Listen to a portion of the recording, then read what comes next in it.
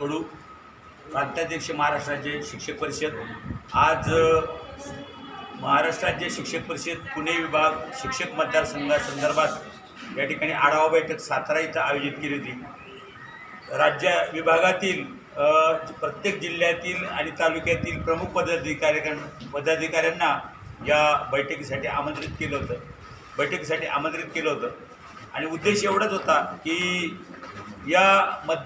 आजपर्यंत महाराष्ट्र राज्य शिक्षक परिषदेचा हा बालेकिल्ला आहे।